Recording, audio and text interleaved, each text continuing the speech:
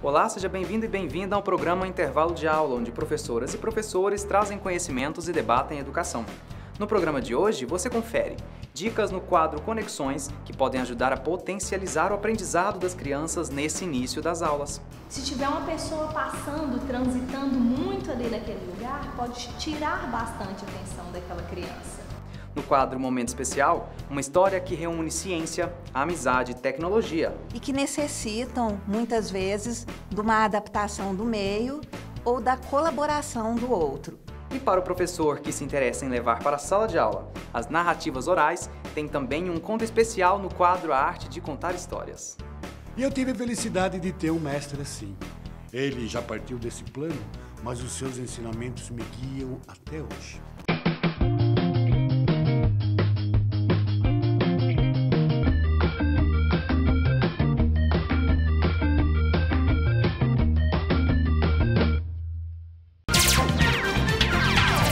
Use sua nota do Enem e estude com desconto especial em um dos cursos matutinos da Faculdade Araguaia. Escolha já o seu e faça toda a diferença. Faculdade Araguaia, cuidando de sua natureza. Há mais de 15 anos, a Faculdade Araguaia se dedica a formar pessoas preparadas para o mundo do trabalho e para a vida. Agora, toda a tradição de um ensino de qualidade presencial, também na modalidade à distância. Estude pedagogia ou administração à distância na Faculdade Araguaia de acordo com o seu tempo e o seu ritmo. Aprenda conectado com o conhecimento, a qualidade, a criatividade e a inovação. Faculdade Araguaia, a educação à distância mais próxima de você. Não pare o que pode te impulsionar.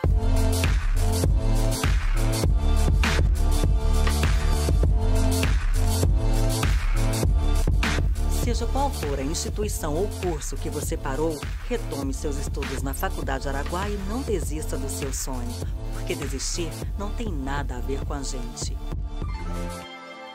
Faculdade Araguaia, cuidando de sua natureza. Faça sua escolha valer a pena. Deixe sua marca no mundo. Construa sonhos. Cuide dos maiores tesouros da terra. Comunique com o mundo.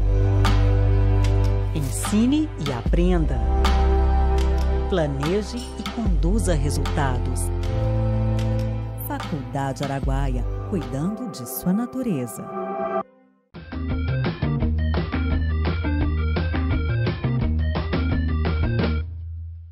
Olá, está no ar o intervalo de aula, início de ano letivo e a preocupação em como será a nova série na escola, os novos professores ou até mesmo a nova escola vem à tona. Como ajudar as crianças a passar por isso e ainda potencializar o aprendizado? Essa é uma questão do quadro Conexões com a professora e psicopedagoga Gisele R. Cardoso. Confira. Olá, eu sou Gisele Ribeiro Cardoso, psicopedagoga, psicoterapeuta sistêmica e hoje nós iremos conversar um pouquinho como podemos potencializar a aprendizagem, principalmente agora, né?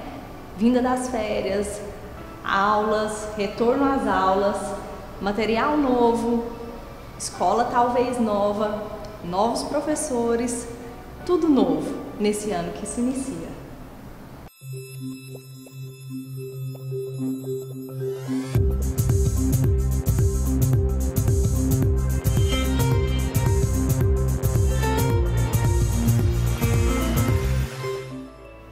Pois bem, como podemos potencializar a aprendizagem? A primeira dica, então, é demonstrar desejo por aprender.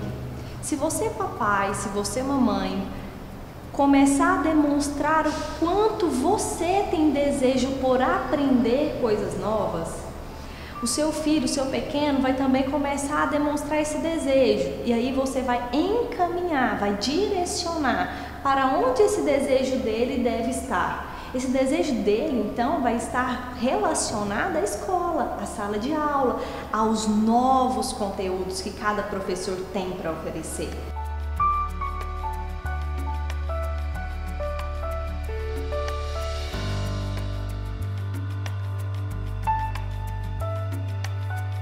Demonstre sempre desejo por aprender, pois como dizia Alicia Fernandes, Só se tem desejo por aprender quando existe o desejo do outro. Ou seja, é necessário que um outro, uma terceira pessoa, tenha desejo por algo, pois só assim essa pessoa, esse pequeno que você quer atingir também vai ter desejo por essa mesma coisa, por essas novas descobertas, por esse conhecimento. Primeira dica então está dada. Vamos para a próxima? A próxima é: perceba, internalize a sua criança. Perceba como ela funciona no dia a dia, como ela fica no período da manhã, no período da tarde, no período da noite. Se você se conscientiza de como ela funciona, você vai aproveitar melhor o seu filho e vai poder direcionar de forma mais sábia os melhores horários para que ele possa entrar em contato com o objeto de aprendizagem. Por exemplo, realizar as atividades da escola, fazer uma leitura de um livro. Então, cada criança é de um jeito, cada criança tem o seu próprio formato. E se nós rotularmos, enquadrarmos todas as crianças em um único formato, não vai funcionar, não vai dar certo, né? Porque tem crianças que funcionam melhor à tarde, outras melhor à noite. Então, qual o melhor horário que o seu filho funciona? Percebendo isso, você vai direcioná-lo, vai encaminhar então o seu horário de estudo, né? Fazendo deste momento um lugar agradável, gostoso, que seja um lugar claro, iluminado, que não tenha tantas distrações perto dele. Porque se uma TV estiver ligada perto dele, o barulho, a imagem vai chamar a atenção daquela criança que está naquele ambiente. Se tiver uma pessoa passando, transitando muito ali naquele lugar, pode tirar bastante a atenção daquela criança. Então, o aconselhável é que seja um lugar mais tranquilo, mais iluminado, um lugar agradável. E quem direciona a aprendizagem de uma forma leve é o adulto para com a criança. Porque o adulto é que está direcionando aquele momento. Então, pense você. Né? Nós já conversamos em outros quadros, né? E você pode ir lá no YouTube e acompanhar os outros quadros que nós já conversamos sobre as inteligências emocionais, como essas inteligências, por que a gente reage de um jeito e de outros não. E aí eu venho falar para você, talvez, papai e mamãe, você aprendeu a aprender de forma pesada, de uma forma ríspida, mas não significa que o seu filho também precisa aprender a aprender assim. Você pode ressignificar essa forma de aprendizagem, porque você é um ser em evolução e eu confio, eu acredito na sua evolução, porque você, mamãe e papai, são pais maravilhosos para esse pequeno. A partir disso, de querer sempre ser o melhor, de querer sempre dar o melhor para as crianças, a gente pode sim deixar algumas coisas para trás, deixar um pouquinho essas coisas de dores, de como a gente aprendeu, e direcionar uma aprendizagem mais leve, mais saborosa, mais criativa. As crianças gostam, elas gostam de entrar em contato com a criatividade, elas gostam desse lugar da liberdade. Quando a gente coloca elas assim numa jaula, num enquadramento muito, elas se sentem aprisionadas e elas ficam até, elas ficam ríspidas, elas ficam endurecidas. Uma criança não pode ficar endurecida. Uma criança, ela precisa ser leve, ela precisa estar solta. E para isso, você é o meu grande ajudante nesse processo, você que acompanha essa criança. Outra dica fundamental: saímos das férias, as crianças o tempo todo brincando, é celular, é videogame, é o parquinho, é a piscina, acordando tarde, comendo às vezes o que quer, na hora que quer, e de repente, pá, começa as aulas, tudo mudou. tudo muito certinho, tudo tem horário. Então, como você sai de um ambiente completamente livre e vai para um outro ambiente completamente engessado? Nós não precisamos configurar a escola, o estudar, com um ambiente engessado. Nós podemos sim mostrar que cada lugar tem a sua hora, o seu momento, que agora, voltando às aulas, que aprender também é divertido, que é um lugar de descoberta, que é um lugar de aproximação do conhecimento. E nem por isso as crianças precisam ser podadas daquilo que elas mais gostam. Porque se você quiser que o seu filho se saia bem em algo, se você tira dele o que ele mais gosta, se você não tenta manter um equilíbrio do que ele gosta com aquilo que é necessário, provavelmente papai e mamãe, aquilo que você deseja não vai ser alcançado com êxito. E se for, vai ser com muito peso, não vai ser com leveza, não vai ser com sabor. Nós precisamos olhar para a aprendizagem como algo saboroso.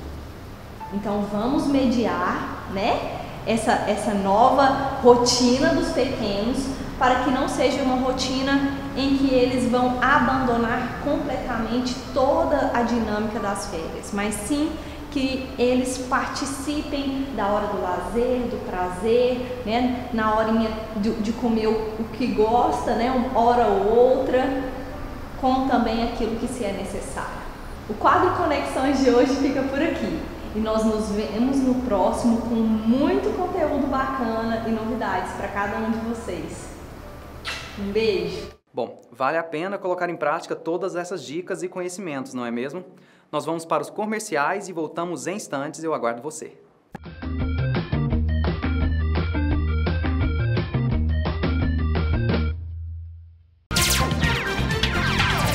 Use sua nota do Enem e estude com desconto especial em um dos cursos matutinos da Faculdade Araguaia. Escolha já o seu e faça toda a diferença. Faculdade Araguaia, cuidando de sua natureza.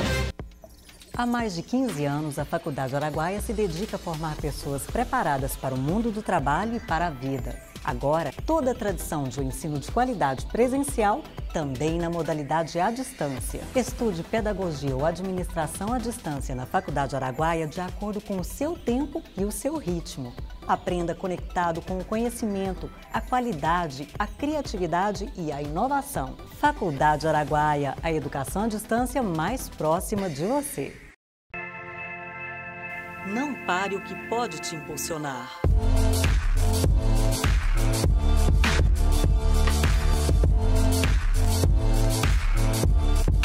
Seja qual for a instituição ou curso que você parou, retome seus estudos na Faculdade Araguaia e não desista do seu sonho, porque desistir não tem nada a ver com a gente. Faculdade Araguaia, cuidando de sua natureza. Faça sua escolha valer a pena. Deixe sua marca no mundo. Construa sonhos. Cuide dos maiores tesouros da terra. Comunique com o mundo. Ensine e aprenda. Planeje e conduza resultados. Faculdade Araguaia, cuidando de sua natureza.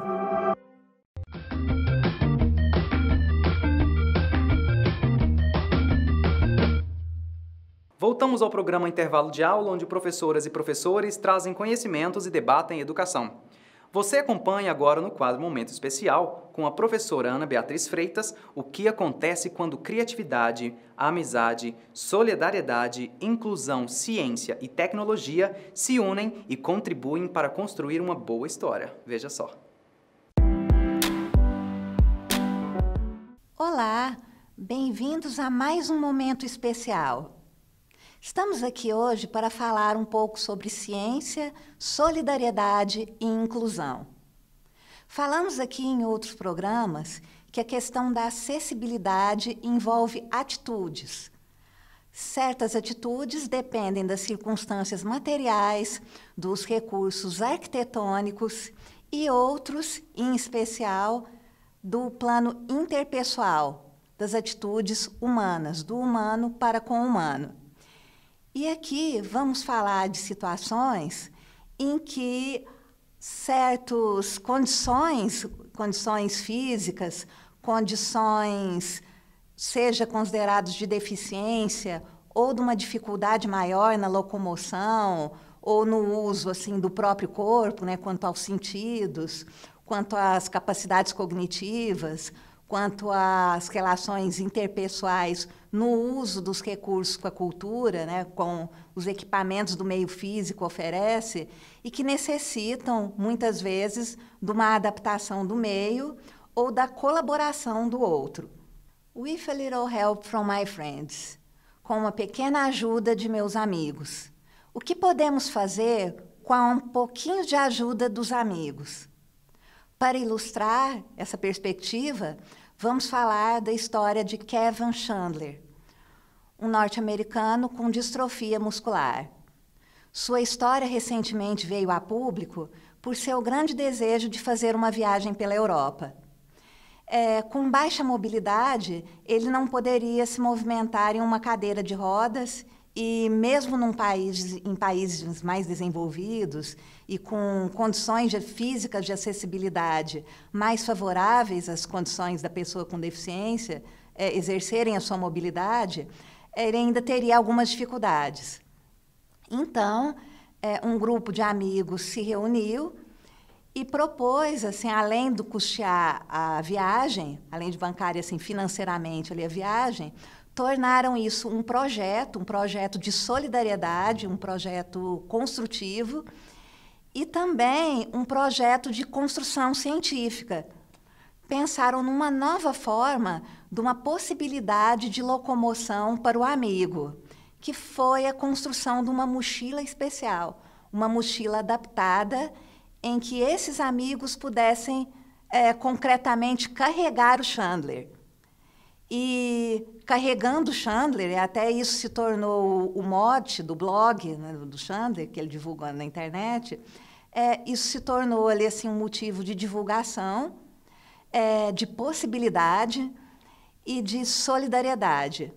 E essa história, o projeto é para se tornar um livro, provavelmente um filme, e o principal, de servir como um recurso, como uma proposta de ciência, de engenho científico, para que outras pessoas em condições físicas, condições orgânicas semelhantes à de Chandler, possam se beneficiar com uma mochila semelhante.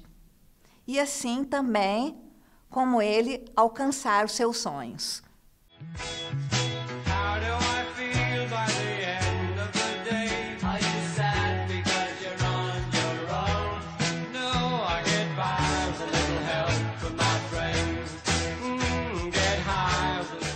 Quando falamos em necessidades especiais, é muito comum esse termo estar associado ao assistencialismo, por uma questão histórica, das pessoas serem dignas de uma assistência, de um cuidado, de um lugar em que elas deveriam ser amparadas.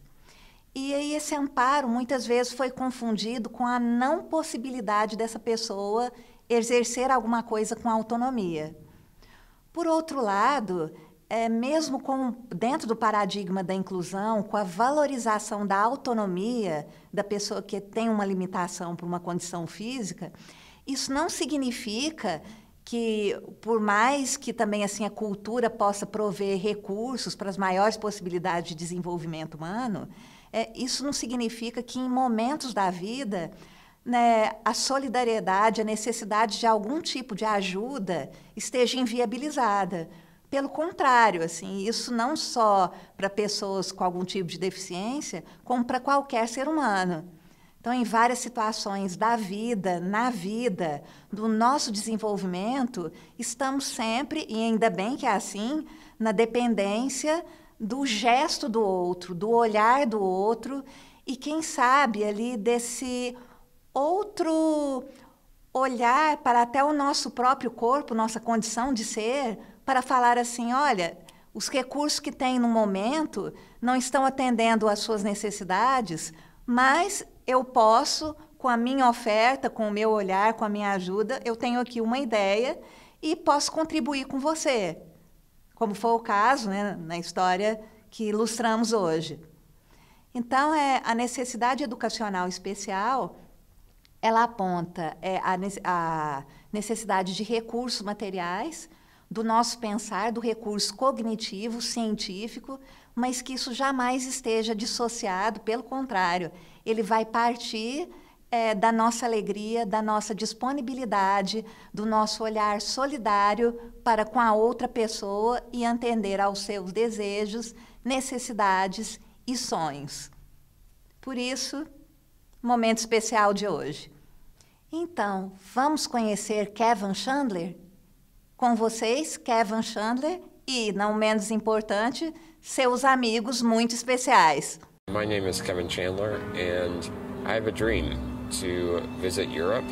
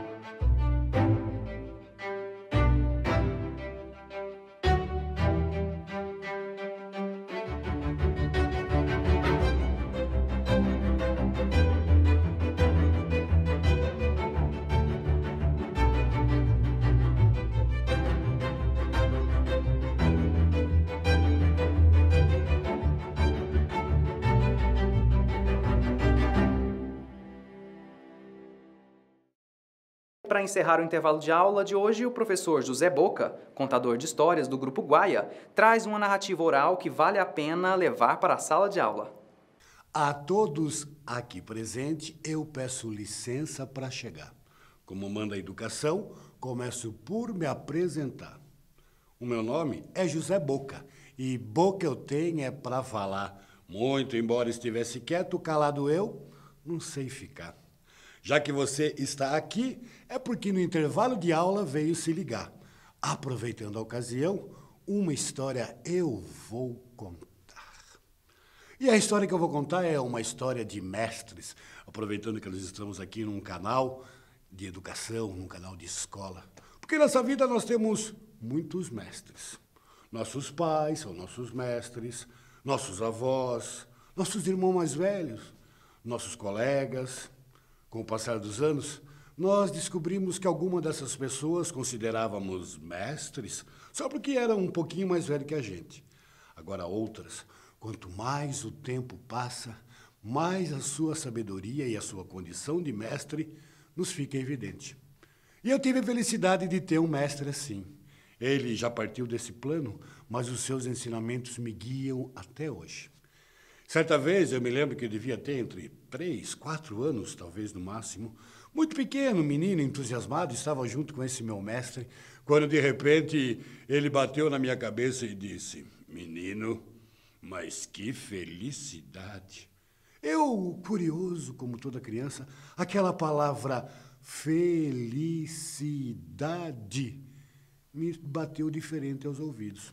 Eu já tinha ouvido feliz, alegre, contente, mas felicidade, uma palavra desse tamanho, eu nunca tinha ouvido. Imediatamente, curiosamente, indaguei o meu mestre.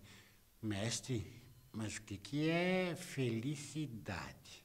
Ele falou: "Sente que eu vou lhe contar uma história." E me contou a seguinte história, que era uma vez um homem pobre, que morava lá para as bandas do Oriente Médio.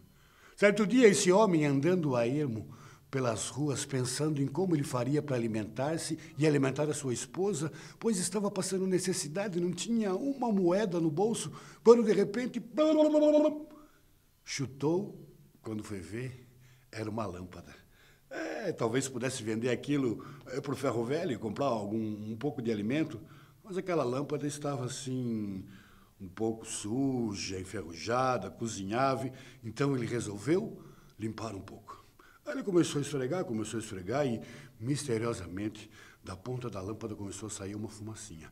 A fumacinha começou a virar fumaça, a fumaça virou uma fumaçona e puf! O que é que saiu de lá? Exatamente, um gênio. E o gênio disse que ele tinha direito a quantos pedidos? Não, um único pedido. Gênio, um pedido só, gênio, mas eu queria, geralmente são 3, eu queria mesmo 5 ou 6, se fosse pelo menos 2, eu podia errar no primeiro e acertar no segundo, mas um eu não tenho direito de errar. Ah, me desculpe, disse o gênio, os anos presos dentro dessa lâmpada corroeram os outros pedidos. Se você quiser é um que terá, se não quiser, irei-me embora. Não, peraí, gênio, se é um, eu sei, mas um pedido eu tenho que pensar um pouquinho. Mas, por favor, pense rápido, pois eu tenho pressa, preciso recuperar o tempo perdido nessa lâmpada. Aí o homem pobre começou a pensar que ele queria ser rico. Aliás, todo pobre quer ser rico, não é mesmo? Eu não conheço nenhum rico que queira ser pobre. Aliás, eu não conheço rico de jeito nenhum. Mas pobre eu conheço bastante. E todos eles querem ser rico. Mas ele não queria ser assim, ser rico qualquer, ele queria ser um rico ostentação. Ele queria ser tão rico a ponto de poder comer em pratos de ouro. É isso. Vou pedir ao gênio para que eu possa comer em pratos de ouro. Mas, quando ele foi pedir, gente, lembrou-se da sua esposa. Eles eram casados há mais ou menos uns 13, 15 anos, e o sonho da sua esposa era engravidar, era ter um filho, era ser mãe, e ela não conseguia. Aí o pobre homem pensou, se a mulher dele sabe que ele tem direito a um único pedido, em vez de pedir para ela engravidar, pediu para ele comer em pratos de ouro, quem tem mulher sabe o que ia acontecer, né? Era bem capaz que o nosso pobre amigo apanhasse com um prato de ouro na cabeça. Bom, ele pensou, vou perder os pratos de ouro, mas pelo menos vou ganhar a paz. Quando foi pedir para que sua mulher engravidasse, vida de pobre é uma desgraça, né? Como diz o mestre Paulo Leminski, problema nunca vem sozinho, problema tem famílias grandes. E o pobre homem lembrou-se da sua mãe, que era cega desde o dia em que ela nasceu. Ela queria tanto ver o sol, a lua, os passarinhos, as borboletas, os seus filhos, os seus netos, sim, porque os irmãos dele, todos tinham muitos filhos, menos ele.